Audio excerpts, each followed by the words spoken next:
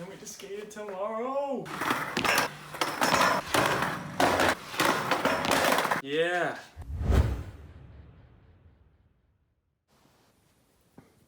Hi. I don't know if you've noticed, but I've been riding quite the beat up board recently. And the reason for that, the reason I haven't set up a board sooner than now, is because with all the air tricks I'm trying, I'm doing a lot of throwing my board at the ground, and I know it's just going to get chipped up like crazy really fast. So I'm going to keep that board the way it is and set up this freshie, because it's also important to know how to do the tricks on a brand new board, because I'm going to be skating brand new boards in the contests that I compete in. Best of both worlds, plus see how fast I can go on these brand new Swiss. But yeah, I think I'm going to take this time to recap on the last few days and I guess intro to the next few days. I've progressed a lot in my flyout game. I've got new tricks every single day, and that's great.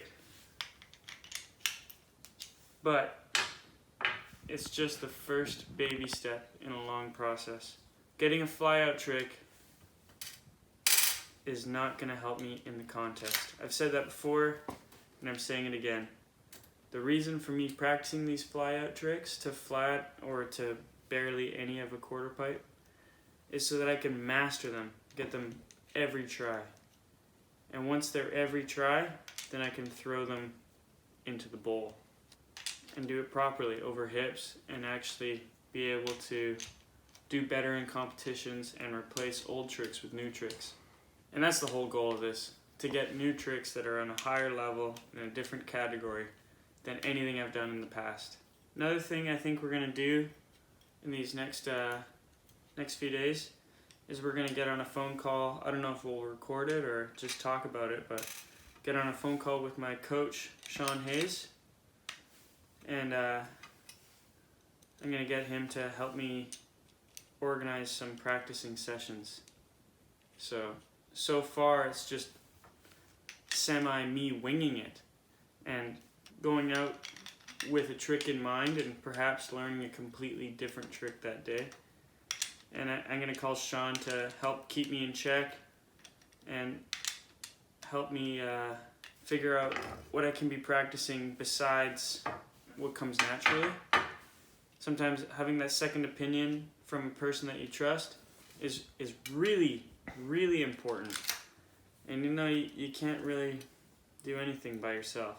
You always need people around you, helping you. And that's the only reason I'm here now, practicing for the Olympics, is because I've had people helping me every step of the way. One of those people that's really helped me a lot is Nigel, this guy filming this right now. And kudos to him. And you know, we obviously work really well together, and that's why this works out so well. So yeah, I also thought I'd give you a breakdown of some of these products, like mini logo trucks. Look at this. We got a curved base plate. First person to really curve a base plate was Grind King, and I was asking George why they use this curved base plate. You see a lot of trucks have very straight edged base plates, and the reason why it's curved like that is, well, if you have a piece of paper and you're holding it out flat, you can't really, doesn't really hold any weight very well. But as soon as you fold it and curve it, it can hold a lot of weight, even just the same material. So by folding it, by folding the metal, it can carry way more weight without breaking, using way less metal. So it makes it really light and really strong. So there's a little science there for you. Also, the mini logo trucks, as I've described before, but they're actually curved. And to a skateboarder who knows skateboard trucks, having a curve in your truck is usually a really bad sign. It's usually a sign of a low quality truck. A truck where the wheels are starting to turn out and warp. The truck's beginning to warp. But in this case, with the mini logo trucks, it's curved on purpose so that when you're grinding, it slips you over to where the wheel is. So you find that pinch really well. And that's really important when you're locking into tricks. Locking into grinds is you want to pinch it against the wheel, whether it's your heel or your toe side, depending on what grind you're doing. It's really dangerous to try and learn all your tricks in the center. Usually you pick a side. Now talking about locking into grinds, these wheels, you can see how they cut out and then they cut in again. And this sharp edge on the inside here, that sharp edge is for locking into grinds as well. So these are a bit larger than the wheels that I use for street. So they're a little less aerodynamic, and the bearing has to spin less times for a full resolution to go the same distance. Full resolution, and if it's a smaller wheel, it might only go that far with a full bearing rotation. So the larger the wheel, the faster you can go with the less effort on your product. A little breakdown. I already snuck my rails on there. If you know me, if you know my videos, you know I like to rip my grip tape. Why? Well, there's many reasons, but the reason I tell most people when they ask me is it's a great conversation starter. Because a lot of people, especially people that don't know skateboarding so well, they think I'm riding a broken board. But it's pretty funny because the flight boards, they just don't break at all. So, you gotta make it look broken, I guess. Help the other boards feel less jealous. Have you ever cracked one of your boards? Flight decks? Yeah. No. Not even a crack? Not even a crack. Wow. The last time I broke a regular board was the weirdest way. I was like skating a bench with a backrest, and I was trying to get off of it, and the backrest kind of held my tail like this, and I just like levered it off and like freaking. It wasn't even a proper way to break a board. Well, one of the things I hope you guys have realized so far in this video is that no matter how good you get, no matter what level you're skating, it's always the same process to learn a new trick. It's always frustrating. It always takes numerous amounts of effort and time and dedication and thought and just going for it without thought and then sitting back and thinking about it again. And sometimes not knowing if you're ever going to land it and what you're doing wrong. It's just, I feel like a lot of skaters in the beginning, they want to learn these tricks so then they never have to go through that process again. And I want to bring you the bad news that the process of learning new tricks never dies. As long as you want to be a better skateboarder, you have to put yourself in the position of being a beginner at whatever you're not good at. Or you can just get really good at a few tricks and do those for the rest of your life and just enjoy that. But that's not how I like to roll. But there's nothing wrong with rolling that way. And that's not the way you can roll if you want to stay up to date in a competitive manner. But competition is definitely not everything. Skateboarding is so interesting, man. Like, you don't need to win a competition to be a pro. You just need to be a cool guy and make some dope videos. And sometimes you just get lucky. But there's not just one route. Sometimes the best route is the route that nobody's taken yet. Well, I don't know what to say. What are you excited for, Nigel? Not being sick. That's actually funny that you mentioned that, because like not being sick is one of those parts of training for a contest that nobody really thinks about until they're sick. Oh man. Like if you're sick the day of a contest, that sucks. You're so bummed. And it's totally preventable by like treating it as if you're already sick, like treating a sickness before you have one. Yeah. And you have to make sure that you're not sick the day of a contest. And then when you are sick, you have to be careful of the meds that you're taking, because like if you're in an Olympic contest, you can test positive for some weird ass drug that you didn't even know was in your meds. The most classic case of that in Olympic competition is like allergy medication. It's like somewhat of a steroid or something in most allergy medications that activates muscles in your nose, and like people will test positive for steroids. Whoa. Because of a runny nose. That's crazy. Yeah, so you can't even medicate, or if you do, you have to be so sure. And even if your coach gives you something, if it's not legit, your coach doesn't get blamed, you get blamed for not knowing, you know? Yep. Today was so busy, but it was fun. Lots of little guys shredding, little girls too, getting on the boards. Man, I just love this park. It's just perfect vibe for actually getting better at skateboarding. It's really important to put yourself in these situations. You know what's crazy when I'm trying these new tricks?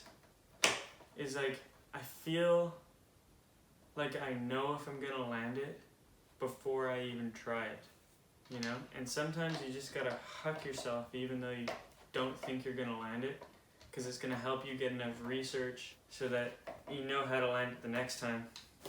But what's really frustrating is not getting the trick or not getting what you want and then having to leave because you know you're gonna wear yourself out if you keep trying.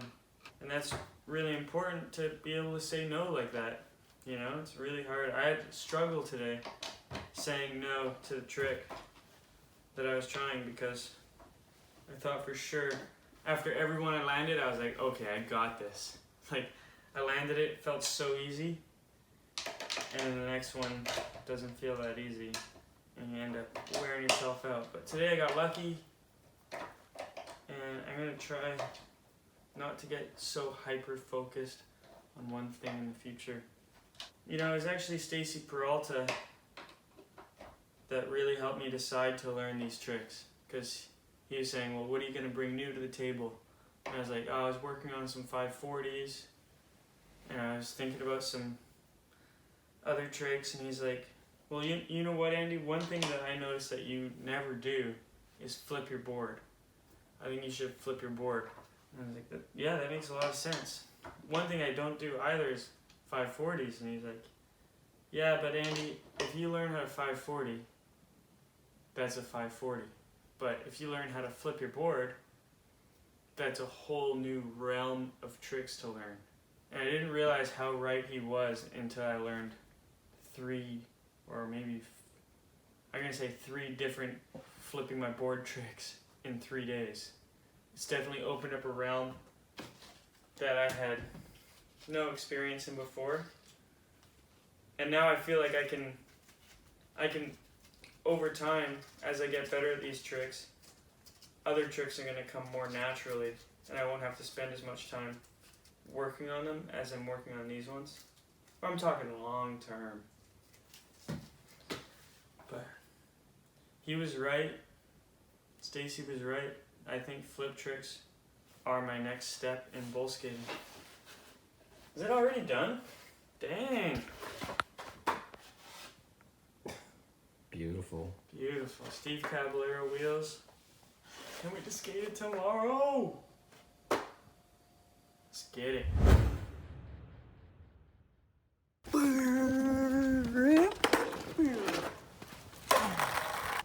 Jim Greco, talk to me. Are we trying to get a spirit to come to you or what?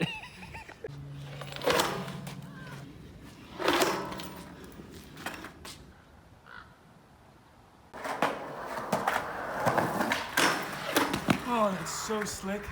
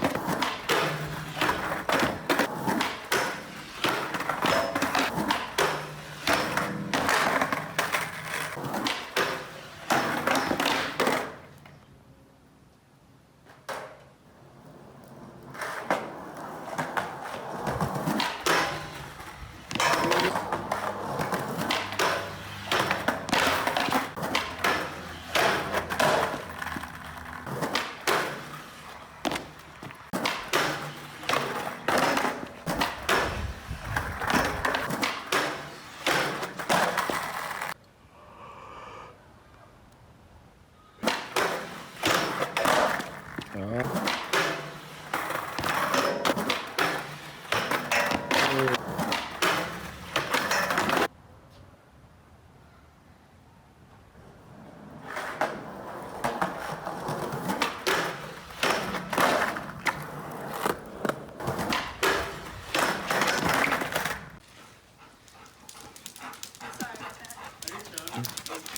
Andy. Hey, Andy.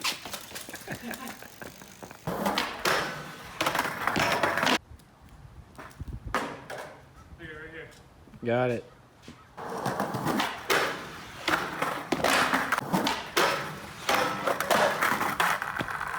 There you go.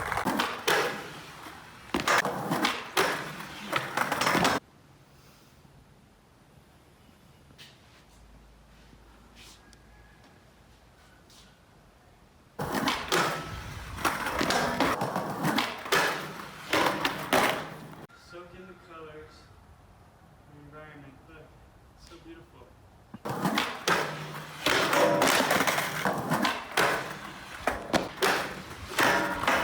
Ooh.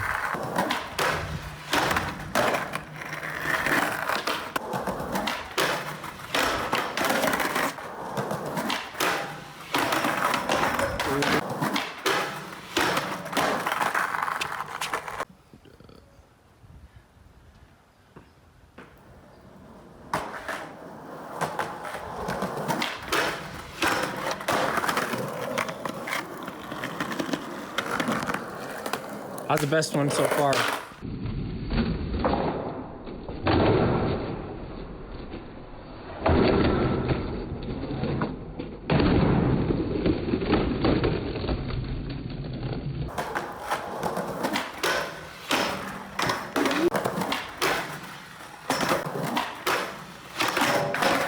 Ooh. Oh, Figured out dude. something.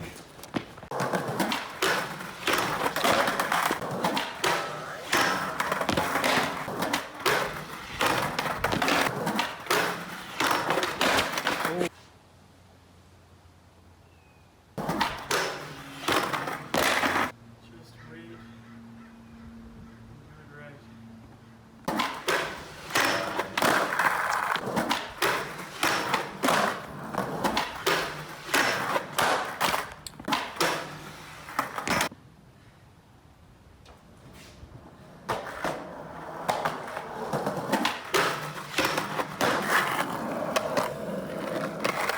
Oh, you called that one.